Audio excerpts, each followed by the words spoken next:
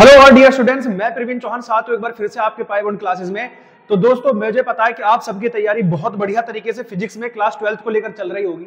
तो भाई इसी आपकी तैयारी को अगर मैं और ज्यादा बूस्ट कर दूं और ज्यादा बढ़िया चीजें मैं आपको बता दूं तो ये तैयारी आपकी बहुत ज्यादा बढ़िया हो जाएगी।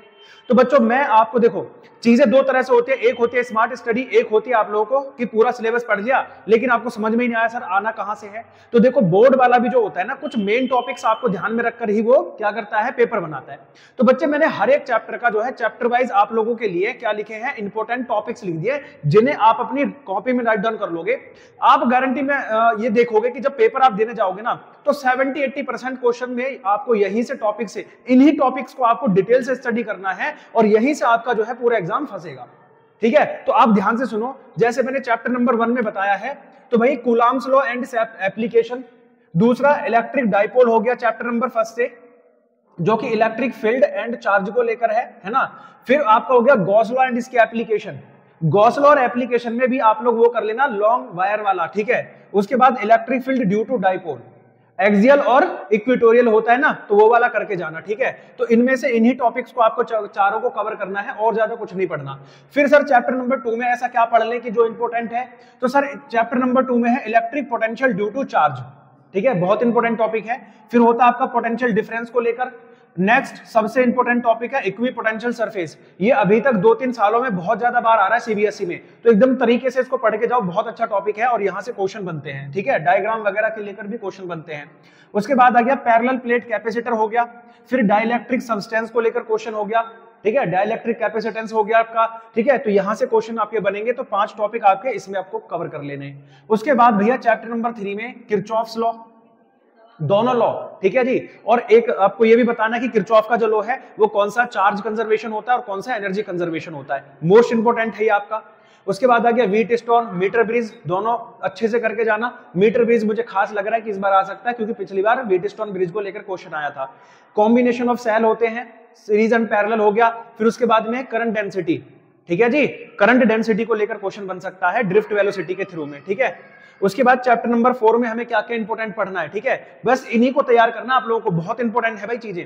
तो बायो-सैवर्ट का लॉ हो गया, magnetic field on the centre of coil हो गया, है ना। एक सर्कुलर कॉइल हो रही है, उसके सेंटर पर कितना मैग्नेटिक फील्ड होगा। Force between 2 parallel wire, galvanometer, और फिर बाद में आता है आपका लॉरेंज फोर्स। ठीक है जी, ये सारे हो गए आपके किसमें, चैप्टर नंबर 4 में। चैप्टर नंबर 5 में आपको ज्यादा कुछ नहीं करना, बस 2 से 3 चीजें पढ़नी है। देखो, एक तो मैग्नेटिक डाइपोल हो गया, है ना, यहां से क्वेश्चन बन सकता है। दूसरा हो गया torque on a rectangular coil, है ना, रेक्टेंगुलर कॉइल पर कितना टॉर्क लगेगा। और 5वीं चीज होगी मैग्नेटिक सब्सटेंस। मैग्नेटिक सब्सटेंस में paramagnetic, ferromagnetic and diamagnetic substance जो होते हैं उनको आपको कवर करना है इसको। ठीक है, फिर हम बात करते हैं चैप्टर नंबर 6 की।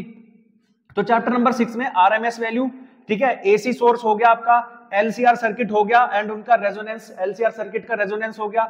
उसके बाद में आपका न्यूमेरिकल्स, इसके अच्छे खासे पूछे जाते हैं भाई, किस तरह का न्यूमेरिकल यहां से पूछा जा रहा है।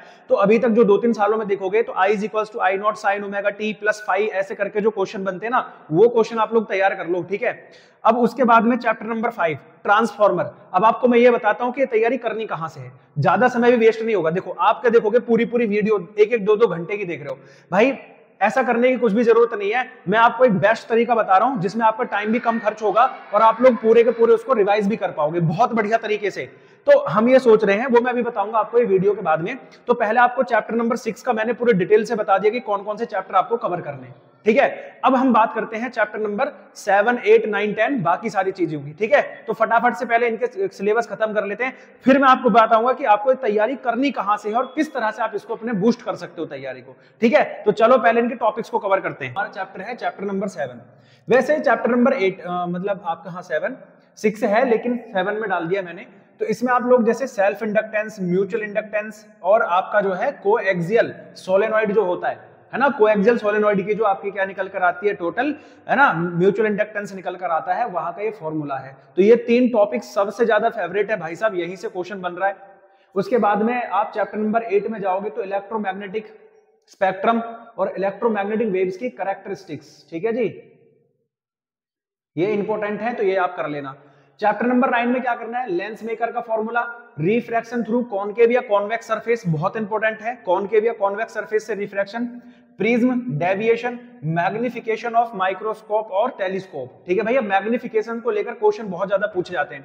चलो फिर जल्दी जल्दी चैप्टर खत्म करते हैं। चैप्टर नंबर 10 में से हाइगेंस का प्रिंसिपल, रिफ्रैक्शन और रिफ्लेक्शन कोई एक, ठीक है, रिफ्रैक्शन या रिफ्लेक्शन, वेव फ्रंट हो गया, यंग्स एक्सपेरिमेंट हो गया, फ्रिंज विड्थ हो गई। ठीक है जी, फ्रिंज विड्थ अभी ये है, इसका पहले डेरिवेशन था, लेकिन अब इसका फॉर्मूला केवल आपसे पूछा जाएगा, फॉर्मूले पर बेस्ड क्वेश्चन आपसे पूछे जाएंगे। ठीक है, तो ये हम लोगों ने इसमें कवर कर लिया। चैप्टर नंबर 11 में क्या है, बोहर्स का मॉडल। ठीक है जी, एनर्जी लेवल डायग्राम है और ये फॉर्मूले पर बेस्ड क्वेश्चन आते हैं आप लोगों के, एनर्जी लेवल जो डायग्राम आप लोगों ने, ठीक है, और उनके लिए जो लाइमन, बायमर, पास्टन, ब्रैकेट, फुंड, ये जो सीरीज है ना, इनके ऊपर न्यूमेरिकल बनते हैं भैया। चैप्टर नंबर 12 में बाइंडिंग एनर्जी हो गया, न्यूक्लियर फोर्स, यही दोनों चीजें पढ़नी है आपको। ठीक है, और ज्यादा कुछ है नहीं इसमें। सेमीकंडक्टर में क्या करना है सर, सेमीकंडक्टर में इंटरनिसिक और एक्सट्रिनिसिक। ठीक है जी, दो टाइप के आपके सेमीकंडक्टर होते हैं, इंटरनिसिक एंड एक्सट्रिनिसिक।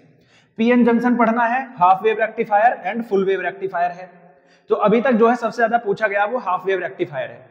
अब इतने सारे टॉपिक करने के बाद में, ठीक है, आप इसका स्क्रीनशॉट भी ले सकते हो, तो ये सब टॉपिक लिखने के बाद में अब मेन बात ये आती है कि सर आपको तैयारी कहां से करनी होगी। देखो, आप अगर ऐसे फुल वीडियो देखोगे तो उसमें बहुत सारे टॉपिक्स ऐसे रहेंगे कि हर एक चीज वो तो अपने तरीके से पूरा उन्होंने डिफाइन कर रखा है। हम लोग क्या प्लान कर रहे हैं कि हम लोग हर एक वीडियो को 10 से 15 मिनट की वीडियो या 15 से ज्यादा 20 मिनट की वीडियो में हम लोग जितने भी ये टॉपिक्स लिखे गए हैं, इन टॉपिक्स को एक एक करके रिवीजन करा देंगे और उसमें केवल आपके ये टॉपिक्स ही होंगे, कोई फालतू की बातें नहीं होंगी। तो एक एक करके इनकी सीरीज चला देंगे कि हर चैप्टर की जो रिवीजन आपका है, जो ये टॉपिक्स हैं उनका रिवीजन हो जाएगा। तो ये बहुत जल्दी से आपको रिवीजन देखने के लिए मिलेगा, 2 से 3 दिन या 4 दिन में सारी चैप्टर्स हम लोग कवर करा देंगे आप लोगों के। ठीक है, तो फटाफट से आप लोगों की वीडियो कैसी लगी और ये सीरीज का प्लान कैसा है, फटाफट से कमेंट करके जरूर बताना। कि अगर सीरीज का प्लान बढ़िया है तो फटाफट से कमेंट कर देना, बहुत जल्दी से आप लोगों के लिए सीरीज आ जाएगी। ठीक है भाई, मिलेंगे अगली वीडियो।